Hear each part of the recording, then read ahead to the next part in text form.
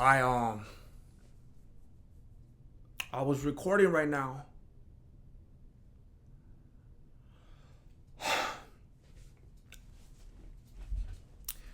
I was recording right now and I looked at the time and I realized that I had been recording for 34 minutes. 34 minutes. And then I looked up at the camera and it was not recording.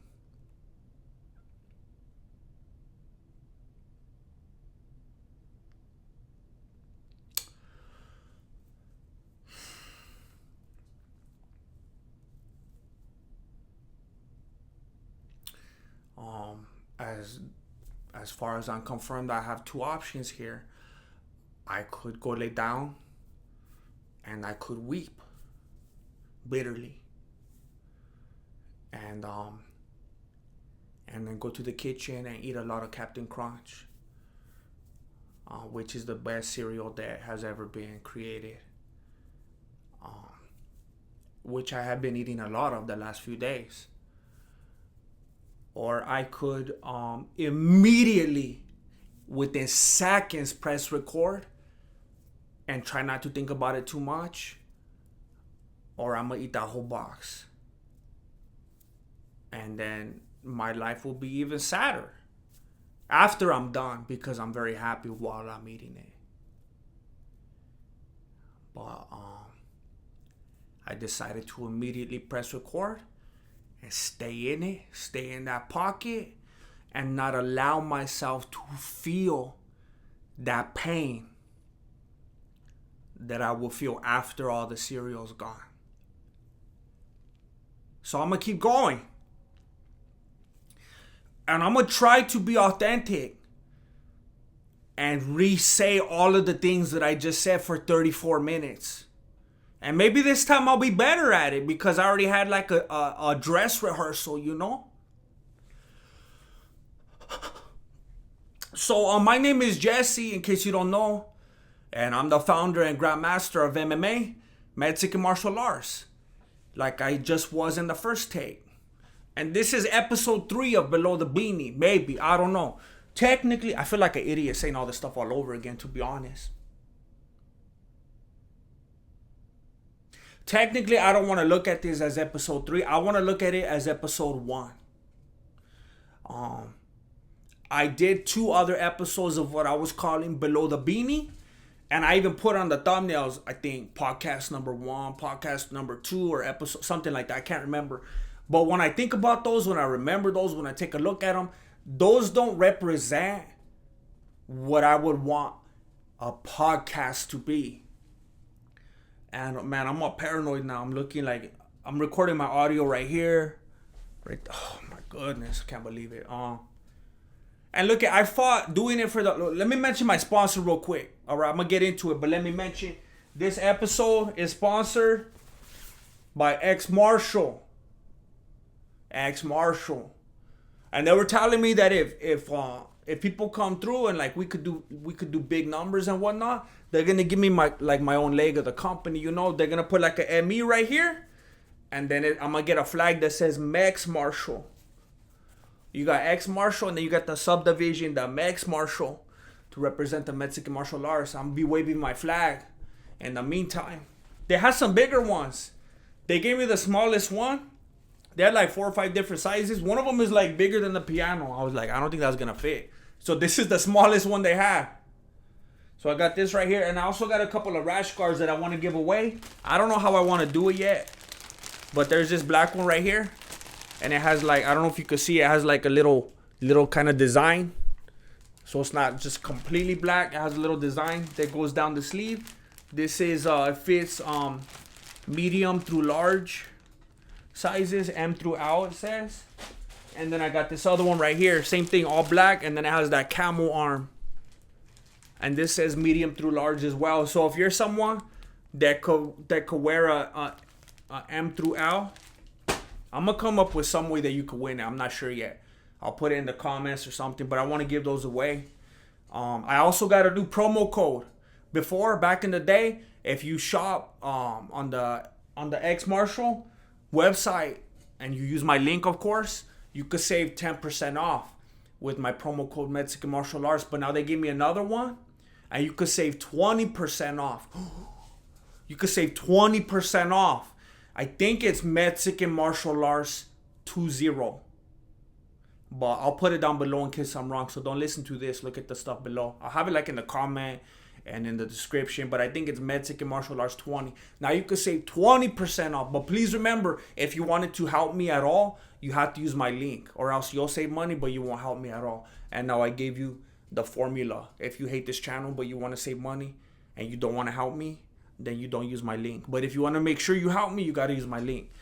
So this episode is sponsored by xmartial.com, soon to be Max Marshall. And also later in this episode, I'm gonna be opening a very special package that I got from the two homies, Zach Hughes and the Sad Addict. They collaborated on something very special for me here, and I'm very honored. That's a very nice thing to do. I appreciate it. And it will be opened. It will be opened up with the official knife of the Mexican Martial Arts, also made. I hope I don't drop that. Also made by Zach Hughes. I appreciate it very much. I always forget how to put it back in here. All right.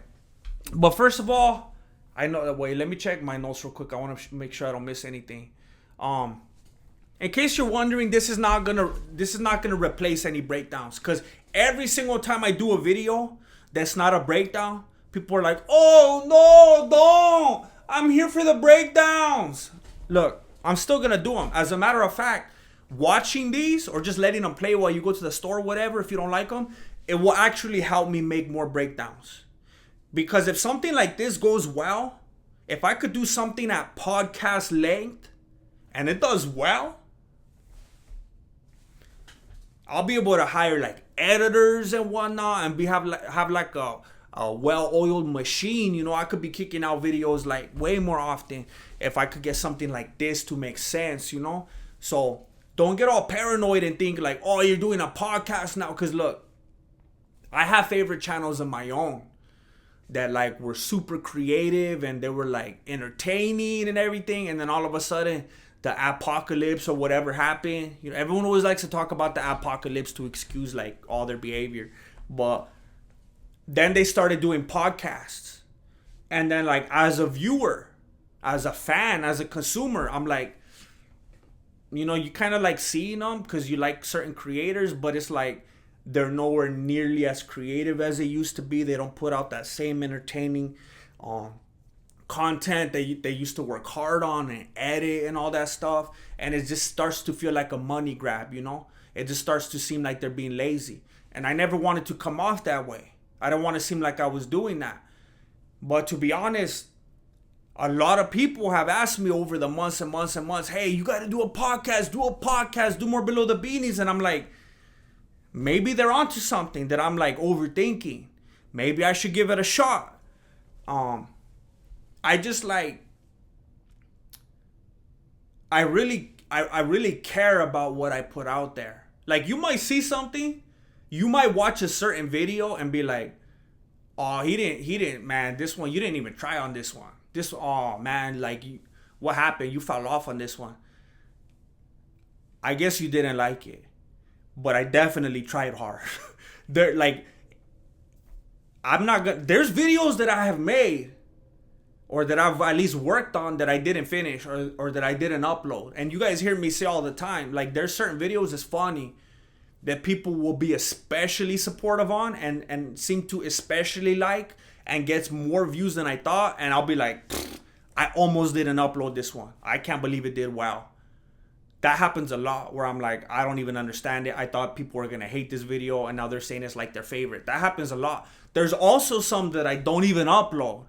So believe me when I say, like I take a lot of pride into the things I put together and I want it to be its best. So I don't want you to see something like this and be like, oh, he finally gave up. He's just trying to sit there. Hold up. I need a green tea break. My mouth isn't working. See, this was a thing. in the first run through, I had already established that I was gonna have like green tea breaks, you know, and I was gonna have like green tea theme music and everything, because I'm gonna be drinking so much green tea throughout these episodes. And like now it's like, what's he talking about? Green tea break. Stupid. But I just wanted to be clear that that's not what I'm doing here.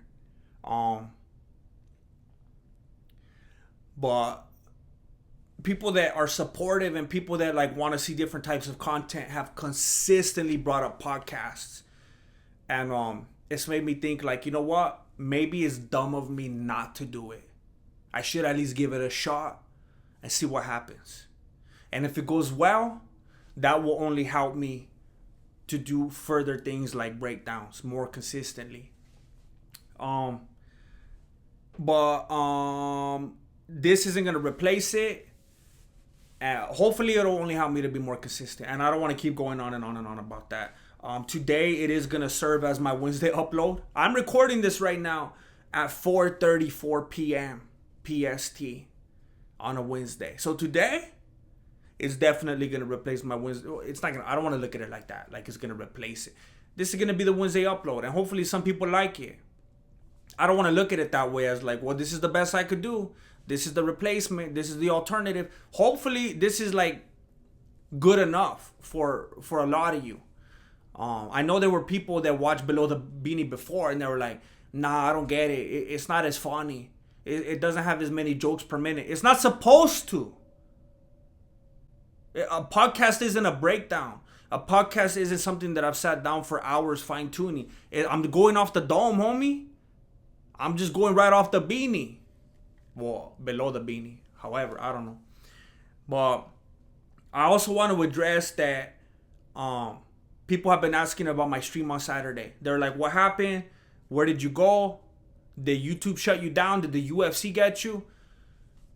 It's a lot dumber than that.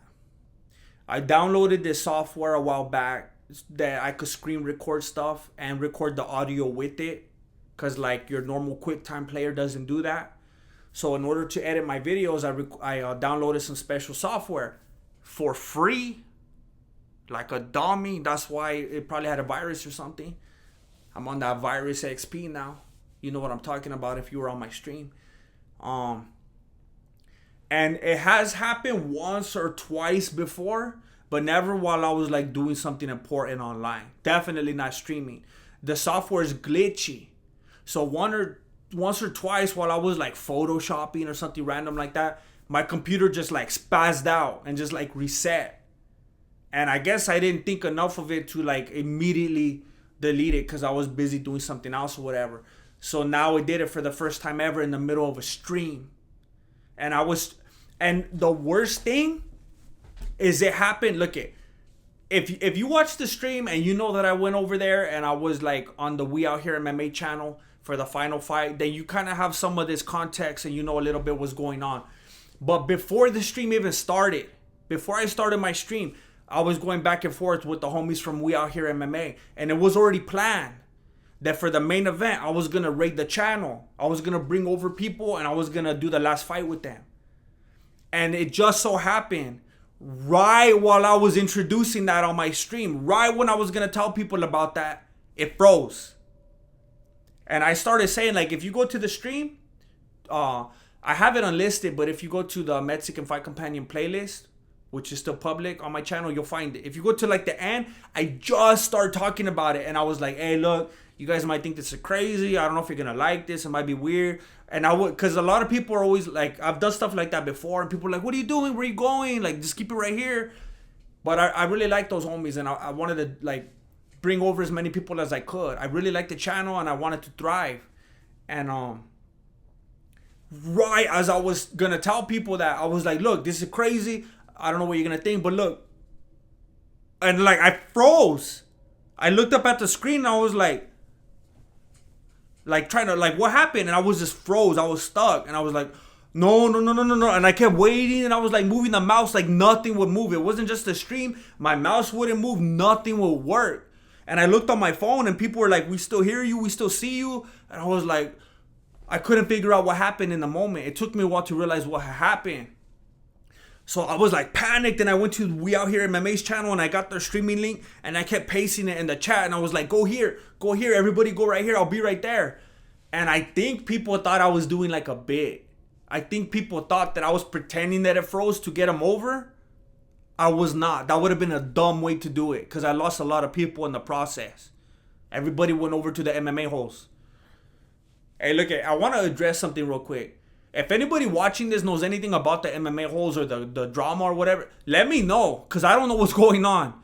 Supposedly, like, people are always, like, this happens a lot. This is a common thing in my streams. People will come over and be like, I hate the MMA holes. They're a bunch of haters. And I'm like, what? Like, I'll be like, no, it's all right. They're cool. Like, what happened? And they'll be like, they're talking papas about you. And I'm like, what? I don't have anything against the MMA holes. I don't know what they're talking about. Before I started doing my own streams every Saturday, I used to watch them. Like, I was a fan, a consumer. I'm not saying that I'm not a fan now. I'm just saying that now I'm busy with my own streams. But before I was doing that, I used to sit there and watch them. So it's like, what happened? I don't know if it's just the viewers that are starting drama, or if maybe the MMA hosts have never even said anything. I don't know. But that always happens in my streams. People come over and they start talking papas about the MMA hosts, saying that they're talking papas about me. And I'm like, what? What'd they say? And then no one ever says anything after that. So I'm like, I don't get it. Maybe people are just trying to start beef. I don't know. But let me know if you have any idea what's going on there. But at the time I was peaking, I had like 1,400 viewers. And I was wanting them all to come, and like the thing crashed. And then I was like gonna text the homies that We Out Here MMA, like, you're never gonna believe this. I don't know what happened. Like, I felt like they were gonna think I was lying or something. Like, I don't know why I would anyway, but I just felt like this is too crazy to be true. Like, the moment I was gonna bring everybody over, it crashed. Like, it was the worst timing. So a couple hundred people, like, I think at a moment it was like almost 400 people watching. Like, I think that's where it peaked over there. I had 1,400. It's like, where'd they go? I was telling them, go over. And they're like, Charlie, I don't know. But I was so upset because I wanted to bring over a bunch of people to that channel. If you haven't heard of We Out Here MMA, please go. I'll have a link down below where you can subscribe to them. Go find them. I've done a couple episodes with them. I really like that channel. I hope you go support them. Subscribe. They're very funny. If you want to get a news source for MMA news, UFC news, go scope them out. But I went over there and I did the main event with them. I think they still have that video live. I think sometimes they make their streams, their UFC streams private, but I think that one's still live if you want to go check it out, our reactions and stuff. But that's what happened to the stream. Now, I know why you're here. Most of you. Probably because you want to hear some sort of a breakdown. This is going to be a low budget breakdown today, though. This isn't like a typical breakdown. It's very hard to do the kind of breakdowns that I do in a short window. Like, if the fight's Saturday night, if I'm going to try to upload it by Wednesday, that's a tight window. I've done it a couple times and I felt like I was going to die every time. Like, that's a small window to do breakdowns at the level that I like doing them. And even when I do it that tight, they're never like what I would like them to be. I'm always skimping on something, and I hate that. That's why lately I started doing like classic breakdowns. That's why I broke down that old Diaz McGregor breakdown, and I want to start doing more breakdowns like that. Like, maybe I'll break down Royce Gracie and Sakuraba. I'll break down like Boss Rutten and Frank Shamrock. Like, I want to do classic stuff like that like you could watch anytime. Because when something barely happens on a Saturday and I'm trying to upload about it on Wednesday, I'm like, it's hard. Like I said, especially at the level I like doing them. If I just sit here and talk about them like this, off the Beanie, it's way different. Way different. But I know that's not how most people like seeing them, especially because that's not what I've established. That's not how I break down fights. So I know it's a little bit different. But anyway, I know it's what you're probably here for. It's probably what I'm going to title this video. You want to hear about Stipe Miocic versus Ngannou. And I'm not going to hide it. I was going for Stipe. And I got nothing against Ngannou. To be very honest with you, I probably like Ngannou more than I like Stipe, if I'm gonna be honest. I think he's more likable. Stipe, he could be a little rough around the edges. He's had moments where he's a little rude to reporters and where maybe he's a little cocky. Nogano's just always like a big lovable dude. He's like more like DC in my book. But I wanted Stipe to win because it's like, you know what? He's been a great champion. He's not like a crazy, cringy, annoying guy that's like always talking trash and being obnoxious. You know what? He deserves to win, to go out on top, retire with his legacy intact. I would like to see that. That's what I was hoping for.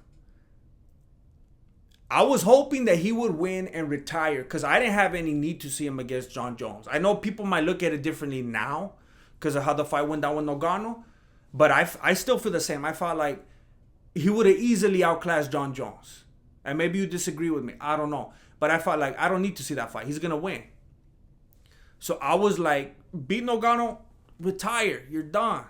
Or, I mean, I guess if I was as confident as I was, okay, beat Ngannou and then beat Jones and then retire. I don't know. But I just really wanted to see him go out on a winning streak. Even if he never came back, let's say he's done.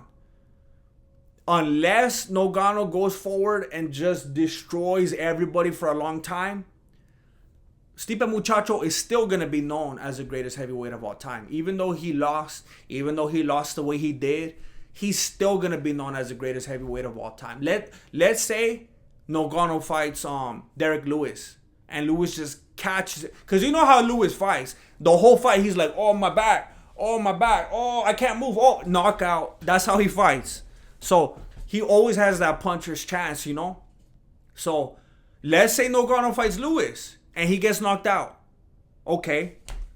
No one questions it. Stipe Miocic, greatest heavyweight of all time. Ngannou got him with the lucky punch because Miocic got confident, rushed in and protected, got knocked out. His bangs got in the way because that fool has the long hair now. It was luck, you know? He got caught. But let's say Ngannou wins. He beats Lewis. He beats Jones. He beats Serial Gain. He beats everybody that's like, oh, snap. Now, Miocic has over time beaten like so many more, not just heavyweights, but very, very notable heavyweights. Then Ngannou's going to have to do quite a bit to be known as the greatest of all time. But he might. He might even do that crossover that he's talking about. I saw him earlier today. By the way, did I just say this? Am I going senile? I can't remember if I said this. This is the problem.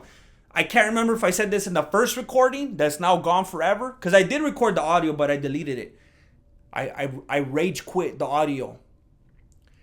But yeah, right now it's 4:46 p.m. PST. So this is on Wednesday. So you're probably going to see this Wednesday. You have to. I have to upload this on Wednesday. I have to. But it was just earlier today. It was a couple hours ago. I saw Francis Ngannou and Ariel Helwani talking about it. And Ngannou's like, I have to. He's like, I'm going to box. He's like, I have to box. That's the main thing I ever wanted to do. And then Ariel was like, so what are you going to do? You're going to do it like in your 40s? And Ngannou's like, what are you talking about? What do you mean when I'm 40? He's like, I'm going to be too old. I'm going to be chilling when I'm 40. I'm going to be retired.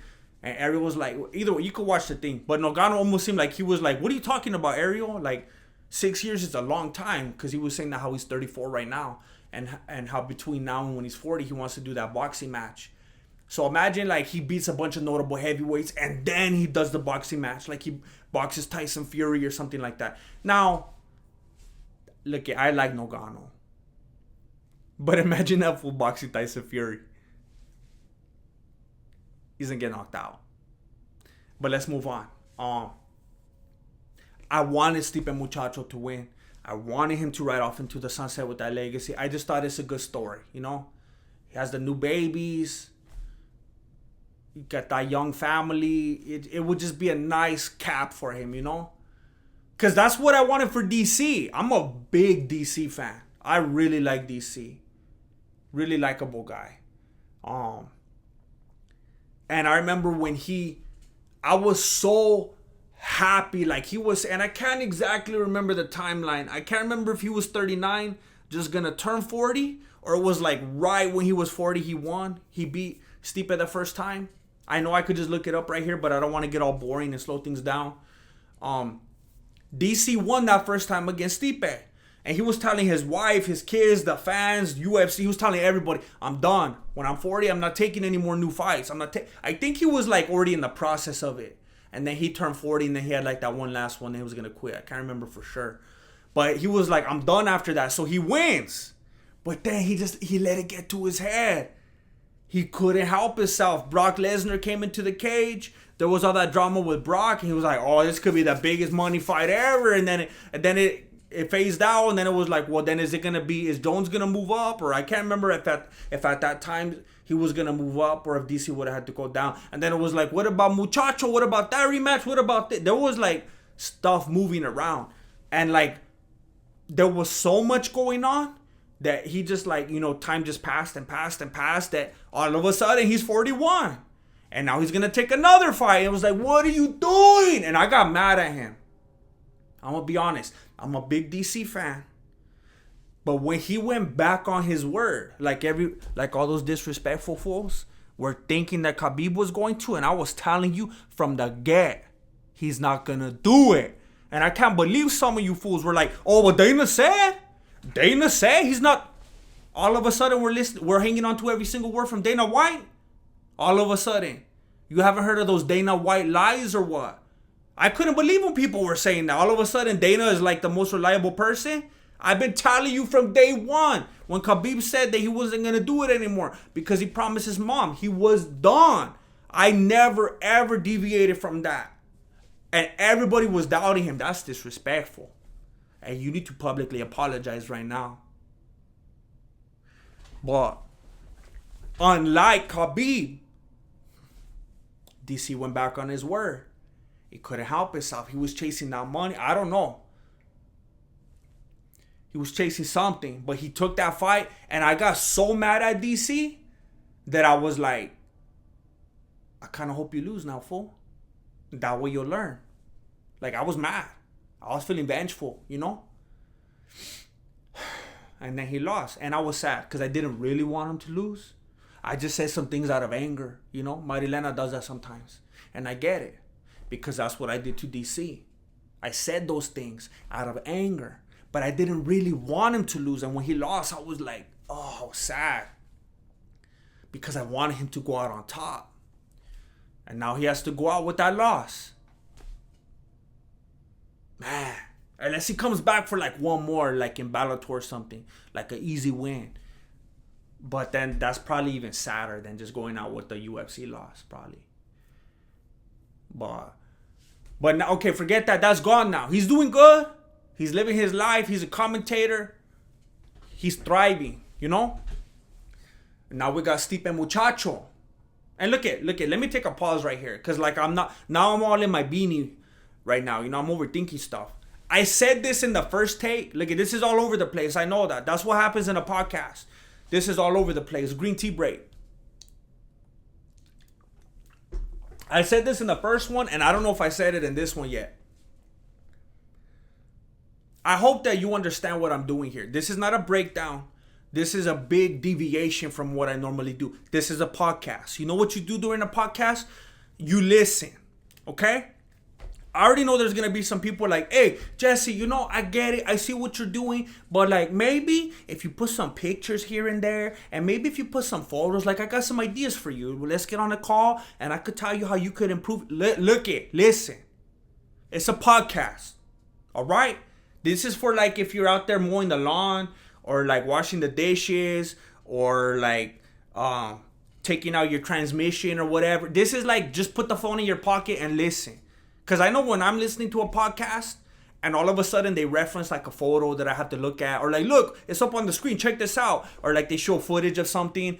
I get annoyed because I'm like, oh, now I gotta take out my phone, and like now I got soap all over my phone, and I get annoyed when that happens. This is only for your listening pleasure. All right? So if this isn't your thing, I get it. I'll see you later. I'll see you on the next one. I get it. But this is what this is. All right? This is for your ears only. Okay? See no podcast, speak no podcast. Hear the podcast. All right? Hear the podcast. And like, I was gonna say something else and I forgot. What was I gonna say?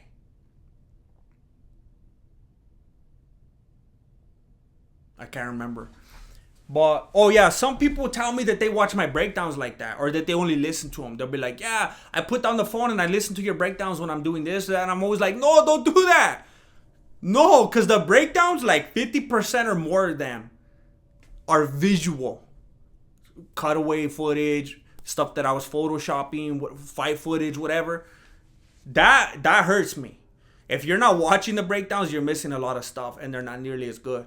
But this is just for listening, all right? So look it. I know that there's some fools right now scratching their heads like, what is this? What happened to you, Jesse? Did you go full Chael Sonnen? No. I'm expanding my horizons, all right? Some people are gonna like this, all right? I hope. I was gonna say read the comments, but I hope I'm not wrong. Some people are gonna like this. Some people are gonna be like, good. I'm glad you finally listened and you're doing a podcast. And some other people are gonna say, I hate this. Please bring back the bricks. Please bring back Flaco. Please do Mexican Brazilian Jiu-Jitsu Part 3. And please stop doing podcasts.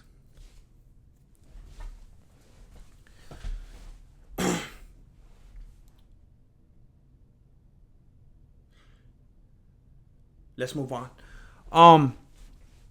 So the fight, it didn't go that way. Stipe Miocic lost.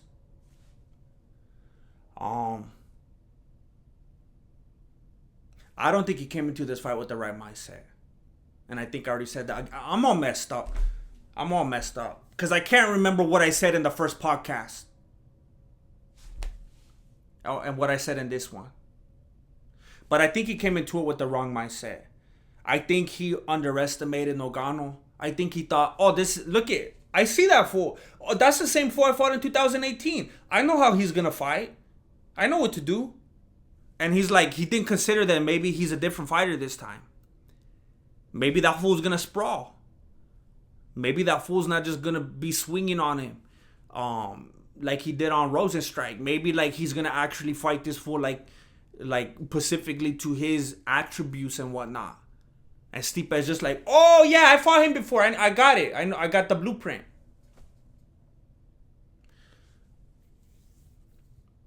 And he just went in there like maybe a little too cocky. Maybe his hair a little bit too long. And man, the moment he sprawled on him, I think that was the moment for a lot of people. When I saw Ngannou sprawl on that fool, I was like, oh no. Like the one thing that I had like supreme confidence in. Oh no. And look, I'm not trying to be like Sean O'Malley status or whatever, but like, hey, Ngannou won. But let's talk about how it happened. All right? First of all, there was that moment when I think it was all the same exchange where Ngannou sprawled on him and then he turned it around and then dropped Muchacho on the like he turned it around and he got the takedown on Muchacho. Then while he was trying to escape and turn around, Ngannou was socking him up from behind him against the cage. And I mean that lesser refs would have stopped it right there. Like there was some bombs right there, and Muchacho looked like he was trapped, but he found a way out of there. But then on that last exchange, Stipe Miocic landed. And when you watch the fight, I mean, I'll watch this several times, especially that part. When you watch the fight, you see Ngannou take that shot and go like, oh, he took a couple steps back and you kind of see him like, whoa. Now, when you see that, your first thought is, oh, he phased him. And that's the same thing Muchacho thought. So he's like, I'm going to follow up now. I'm going to go into the fire. And I like the way DC put it. If you have ESPN Plus and you go back in there right now and you watch it and you hear the end when they're like recapping after all like the decision and all the interviews and all that, you know how Rogan and DC and Atnick always recap like after a bunch of promos and stuff at the very end. DC even used that analogy like walking into the fire. And then DC, he expressed how like that could actually be like a problem that Stipe has as a firefighter which like in real life, I guess is a good thing. It goes along with what he does for a living. But in the fight game, I mean, unfortunately, even in real life, you know, it's a dangerous thing, but that's like the life he's chosen, you know? It's like you got this dangerous thing right in front of you. And like most people will be like, oh, that's danger. I'm going to back up for a moment. But then you got fools like Stipe who are like, well, this is what I do for a living. I fight fire. I run into the fire. Like while fools are running out of the fire, he's like, I run into the fire. So like instead of taking a moment and like sticking moving or like resetting or thinking about, I'm like Joe Rogan now. In my podcast, acting like I know what I'm doing. You know how he always does that? When he's talking to fools about fighting, and they're like, oh, dang, you know how to fight. Look at that. He always does that. Instead of sticking and moving, he's like, I'm going to follow up immediately. He busts that door down. He runs in there, and then, and then he falls back like the Matrix. And I'm like, man, that one moment, like he got so beat up the whole first round and that first part of the second round that he finally had a moment that he felt like he shook him, that he's like, I want more of that feeling. And like he went in on it, and I can't help but think like, what was he doing? Like, even if he wanted to go into the fire, even if that's his mindset, even if that's what has led him to this point so far, even if that's what got him to being the greatest heavyweight champion of all time, it's like, in this moment, what were you doing? Because if you wanna have that mindset, if you wanna have that game plan of running into the fire, okay, who am I to doubt you? You know, the greatest heavyweight champion of all time. Who am I to doubt you? Now, I am the grandmaster of the Mexican martial arts, so you may be thinking you're the perfect person to doubt him. You could give him tips and whatnot. That aside, you know, I'm trying to be humble right now. That aside, who is the layman, you know, the normal person to give him any advice on what to do, the greatest heavyweight champion of all time? If he wants to run into the fire, fine. That's what got him to this point, right? But the way he did it. So he landed that, I believe it was the right, which was a funny looking right. Like, I think he was moving backward or something too. But I mean, he's got power. He wasn't even moving forward. Look, I'm Joe Roganing again. Whatever. I'm just trying to give you a little illustration because I'm not showing footage. The UFC can't claim this. The UFC can't claim me going like that. But he landed that right, that awkward right that made Ngannou, again, we'll talk about Ngannou's perspective of this in a little bit, but it made Ngannou move back and be like, oh, wait, hold up. So Stipe Miocic was like, oh, it worked. So then he wanted to go forward again. Now picture this. Ngannou's in front of him. Here's his dome. Here's his right hand. Here's his left hand. Okay?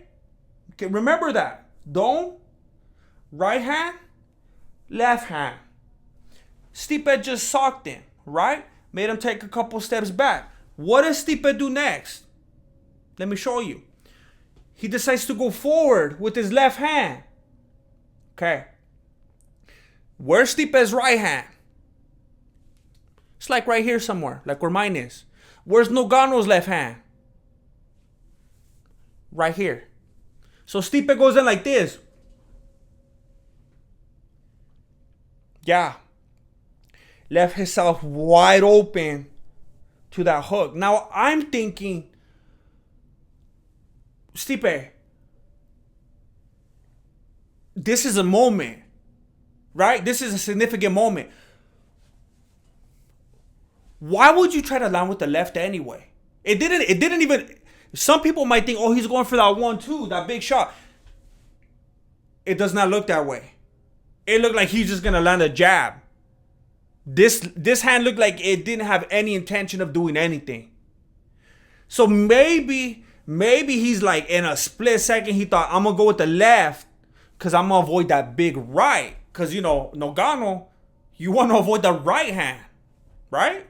So maybe he landed that left to cancel out the right hand. You know, so that wouldn't be an option. But maybe throw this up then. Maybe he left it down. He went right into the fire with this hand down. I don't understand it. I don't know what he was thinking. I don't know if he was going to go here, go to the bot. I don't know. But it's like he forgot that left hand was right there. He didn't respect the left hand. He was too excited. I don't know.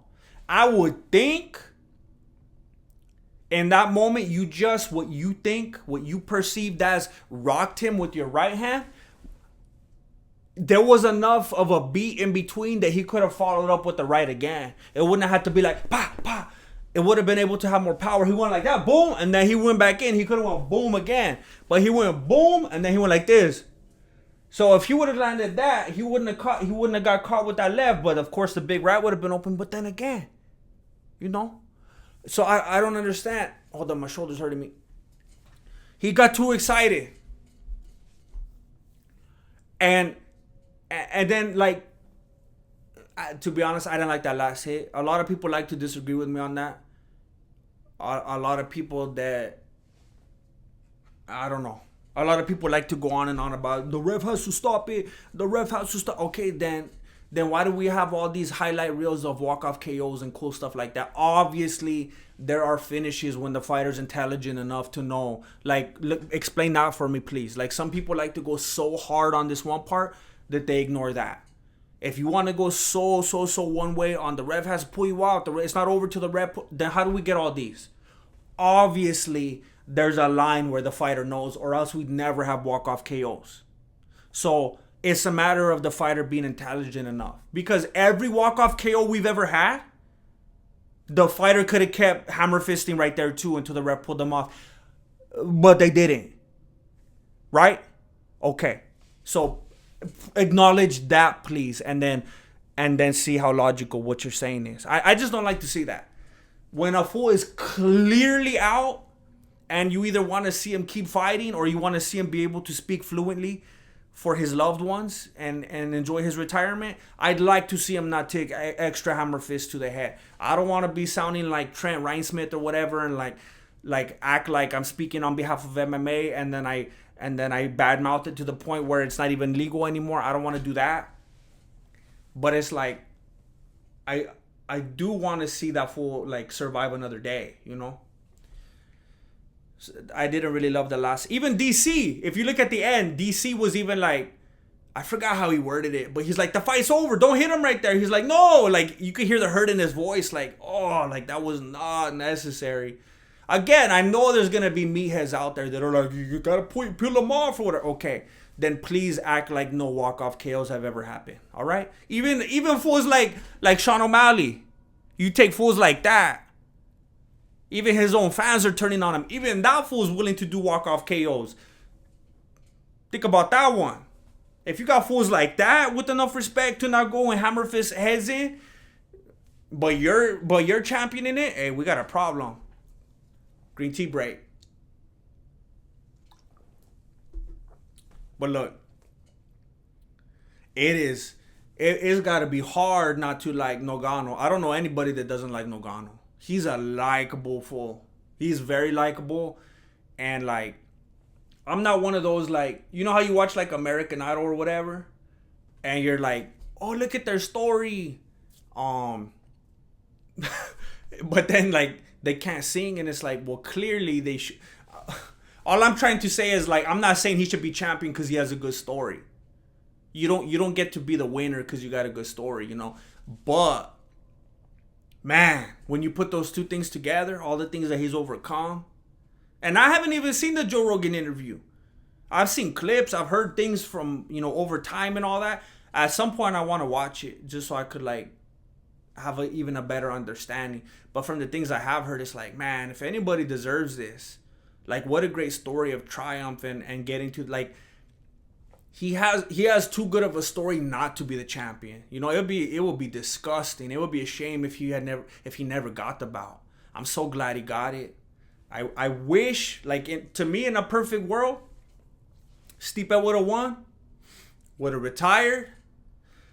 Maybe Ngannou and Jones would have fought for the bout, or I don't know, Ngannou and Lewis, and then the winner of that beat up Jones. I don't know. But I just wanted Muchacho to go out on top. And then I wanted Ngannou's era to begin. But then, man, at the same time, think about Ngannou's story. all the terrible things and pain and loss and struggles he's ever went through. And imagine for him to start his amazing era with beating the greatest heavyweight champion of all time. Like, if anyone, man, if anyone deserves that story, it's him. And he's just like, I wish nothing but good things for him. Now, if Muchacho comes back and wants to fight, first of all, I know a lot of people are going to act like, oh, because the fashion he lost in is over. Stipe can't beat him. There's going to be fools saying that. But there's also going to be fools saying, no, look, he got caught because he didn't stick to the game plan. And he got too excited and went in. I mean, that's what... He got caught by DC too. And then look, he went and decisively beat him after that. So I believe Stipe can come back. Just don't get too skinny, fool. Oh, before I forget, the perspective of Ngannou. Oh, hold up. See, this is real life right here. This is stuff that I would normally cut out. If it was like another situation, but since this is a very laid back podcast and stuff right here, I'm gonna just say the truth. Like right now, Marilena is asking me if I want Chipotle, and I'm gonna say no because Chipotle is nasty. So Ngannou's perspective, when Stipe hit him, you know how he took those steps back? He was like, whoa. Ngannou was saying like, that didn't mean he was like rocked, or like,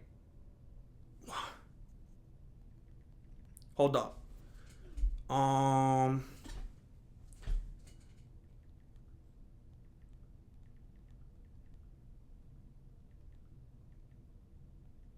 right, there we go. So, I like Ngannou put it the most clearly when he was speaking with Ariel Helwani, because I think he even touched on it before in another interview. But the way he told Ariel was like, he hurt him, like it hurt, but he wasn't like stunned or like super rocked or anything. When you look at the fight, it might look like Ngannou was like, oh, like wobbly. Well, and who knows? Like if we're taking him at his word, what Ngannou said was, it hurt. And that made Ngannou step back and be like, I'm being dumb right now. I'm being reckless.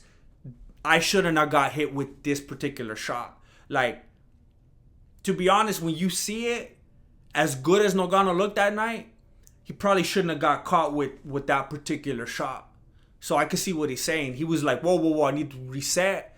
I need to back up a little bit and rethink this. And that's what we're seeing right there. When Stipe Miocic was seen, I rocked this fool. I'm going to go in and finish him now. And he got too excited. So, there's that. Now, a lot of people are probably thinking Stipe should retire. I don't know. Let's say he retires and Ngannou loses sometime in the next couple matches. Stipe will still be known as the greatest heavyweight of all time. But if Ngannou keeps going and dominating and doing crazy things, it might not be many fights until people forget about Stipe, unfortunately.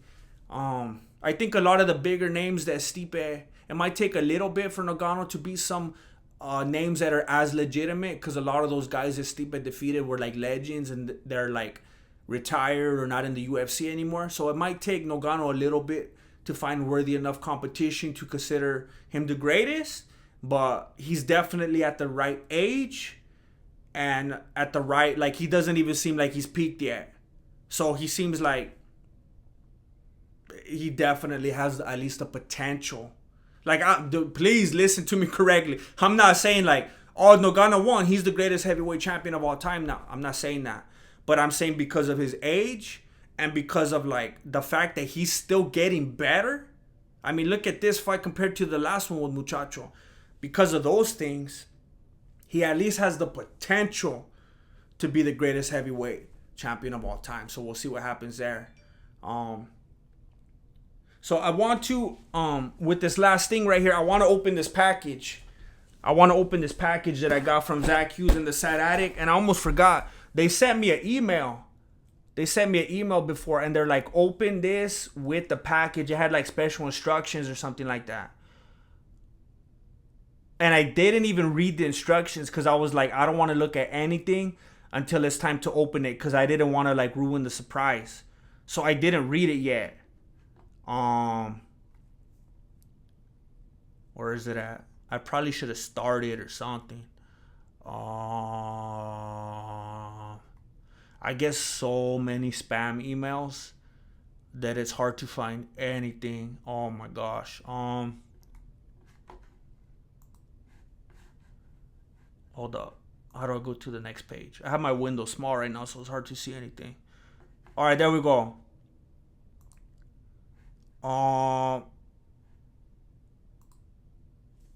Wait up. What is this? A package. All right. It's expected. Is work. Oh, wait a minute. Okay, let me try to search it.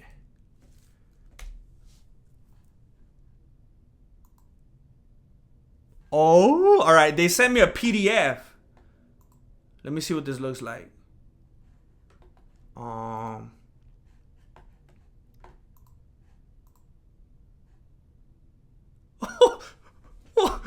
wait a minute. Whoa. Hold up. 2021 Nunchankla instruction MMA. I'm gonna have to try to show you this or something. I wish I could show. Maybe I could show you a photo of this. I'm trying not to put a bunch of editing to this, but I also want you to see this. Nunchankla instruction MMA, but it's like manual, like the manual, the unofficial weapon of the Mexican martial arts. Sad addict Zach Hughes Inc. Warning: these are meant as decorations. Wait, hold up. Let me show you first. I feel like I gave it away already. So I'm gonna use the official knife of the Mexican martial arts to open up the weapon. I don't know. I'm confused now. I'm trying to open it in a way that I don't expose all the information right here. Without cutting myself.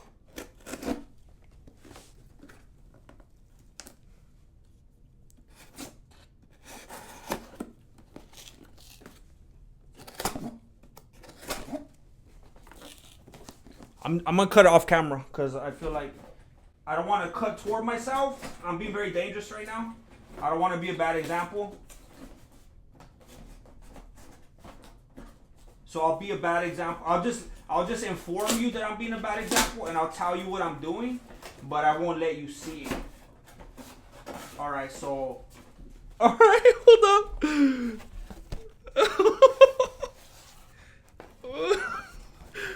I want to make sure I hold this correctly. I don't want to mess anything up.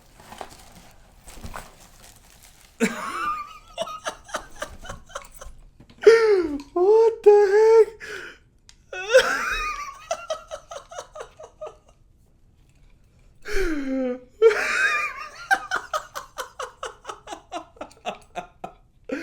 What the heck?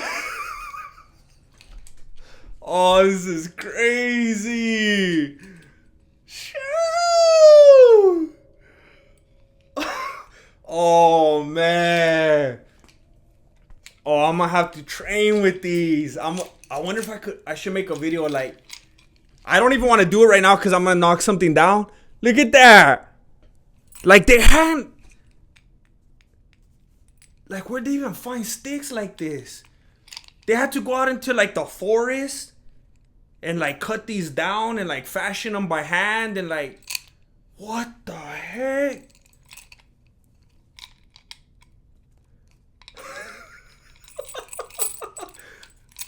These are, how do you say it? These cannot be found in stores. These are the, I can't think of the words right now. I'm speechless. It's like, how do you say it when it's like the only one? Oh my gosh. So obviously you understand how this works. Like you, oh, well, I guess you heard that real loud. Hey, as soon as I'm done doing this, I'm gonna go be hitting my life thing. Boom, boom. Hey, this is amazing. And there's more. There's more. I could look at that all day. There's more stuff to pick through. Oh my gosh.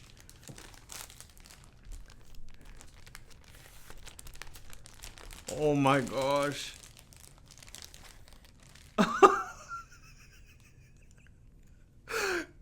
Oh no. Okay, it's all right. It's all right. It's little. It's like little MMA keychains. Oh my goodness.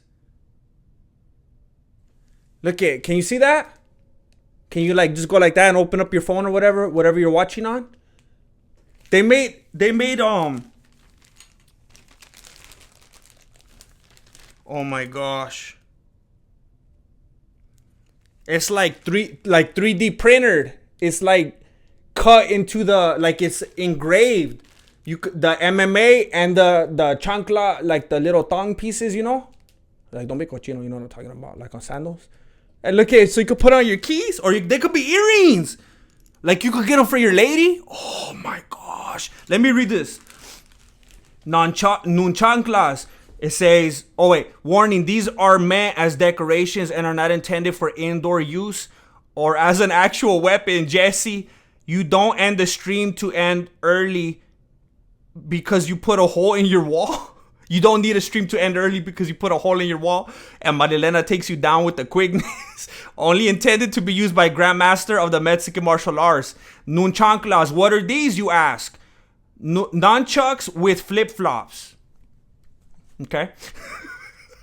Nunchucks. Oh wait. It says nunchucks with flip-flops. Nunchucks with flip-flops. Fool, look closer. These are nunchucks, but modified. Regular nunchucks are long overdue for a redesign. As it stands, they have two main issues.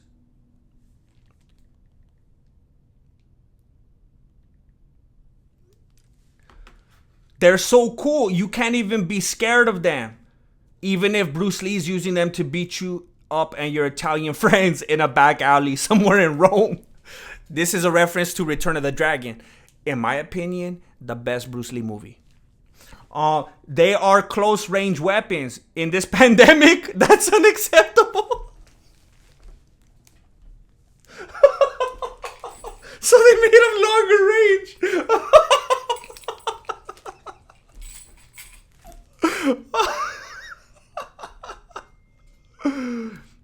Forged deep in the underground lair of Zach Hughes' basement with the best quality wood Home Depot had to offer.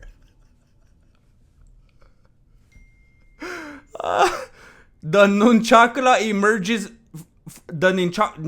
emerges a solution to both problems. What?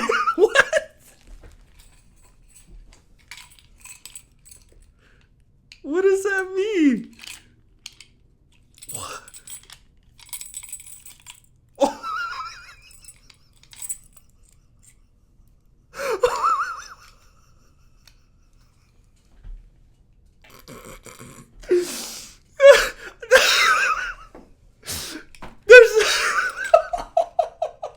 Hey, these are like Batman nunchucks. There's a quick release switch. Look at it.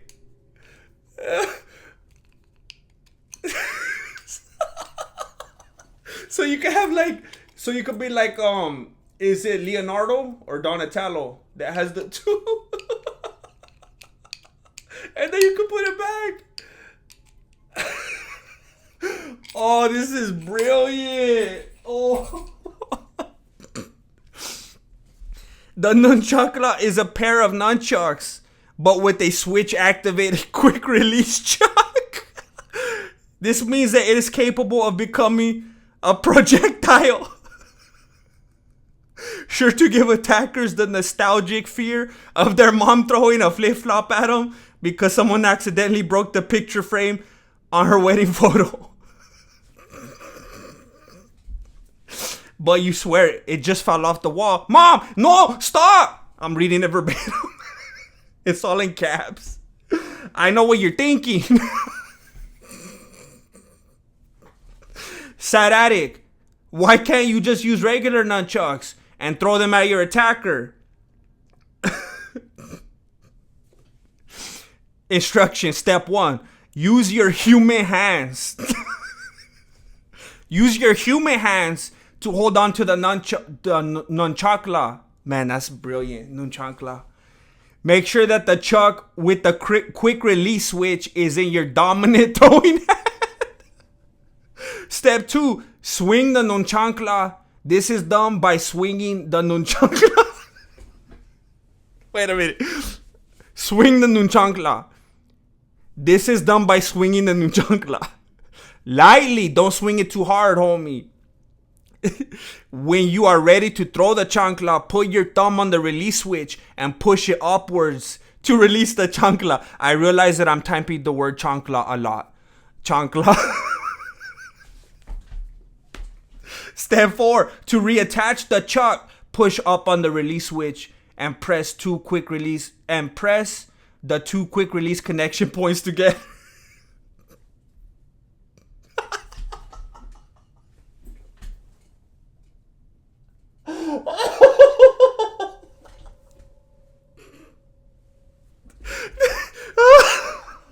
They did it in Spanish.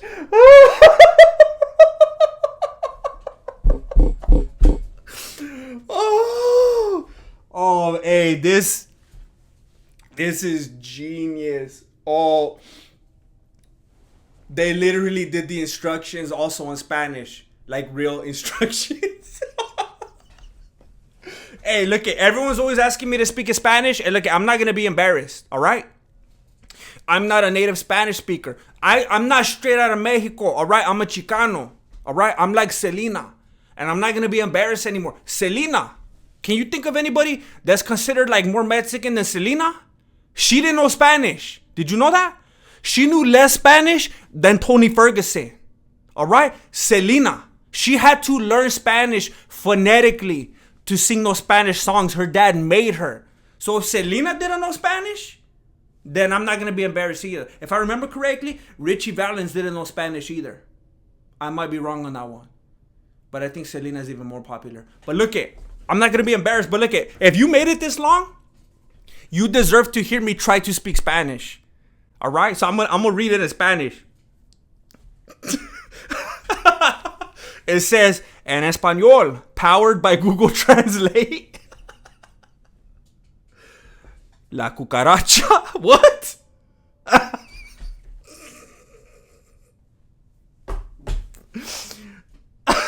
Alright, they're trolling. La cucaracha.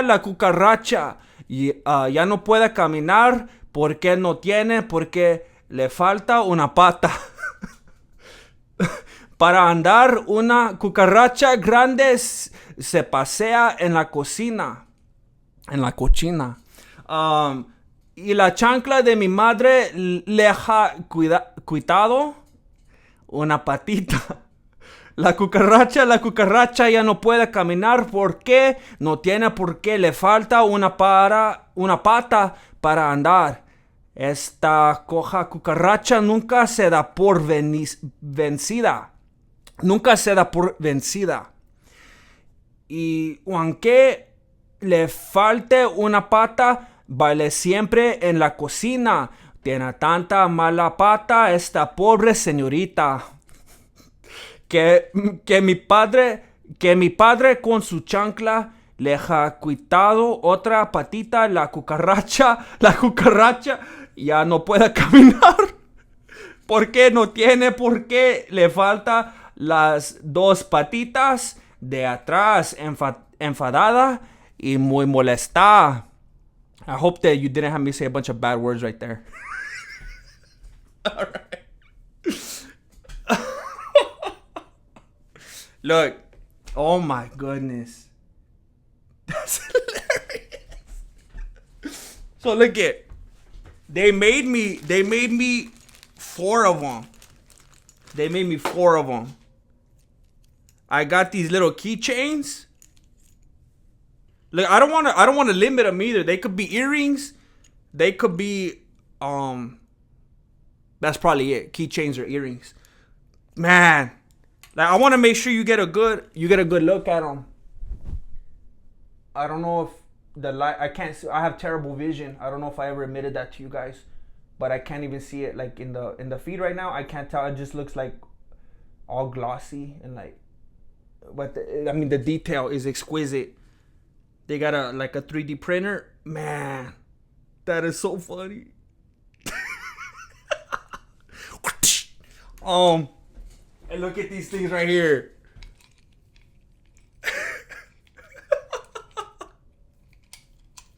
So you swing it, and then you throw it. Oh my goodness! I'm gonna have to throw it right now, like on I'm gonna have to put some pads down because I don't want to crack it. But I'll be swinging it. Hold this one and then push that. Oh my gosh! This is like James Bond technology right here. I don't even understand. Like, I'm looking right at this. I don't get it.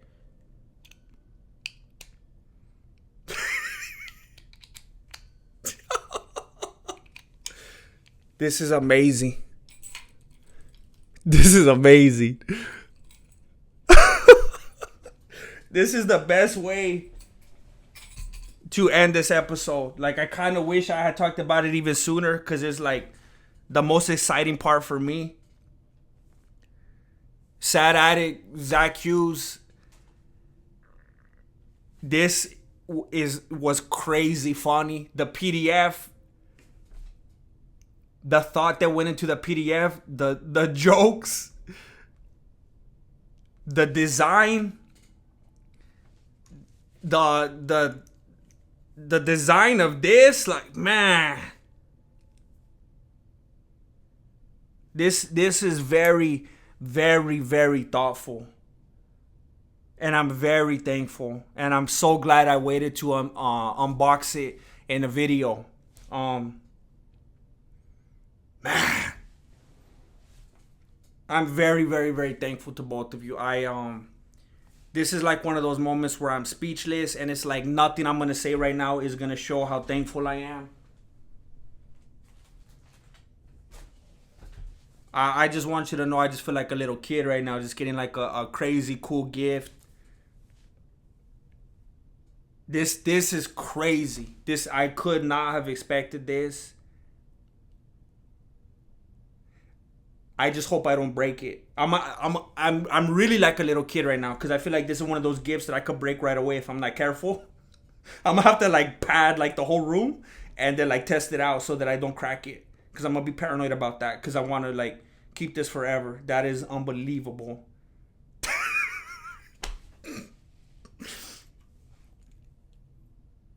Oh, man. I thank both of you. I thank both of you for the creativity, for the thought, for the hard work that went into this, for the shipping. It looked like it cost quite a bit to ship. I'm very thankful. This was amazing. I don't know. Man, I hope that you guys watching it enjoyed this nearly as much as me. I hope that you guys comment and say nice things to Zach and the Sad Addict and thank them as well for being so generous and so thoughtful. This is bad. I really, really like this stuff. I'm gonna go show everybody right now. I can't say thank you enough, so I'm gonna stop because I'm gonna be talking about it for 30 minutes. Sad Addict, Zach Hughes, thank you so much for this. I'm gonna print this out so I can have it and just like hold it in my hands and look at it. This stuff is crazy. It's very cool. Thank you so much. The design is insane. I never even would have thought of something like that. That's really like a Batman kind of thing right there. That's bad.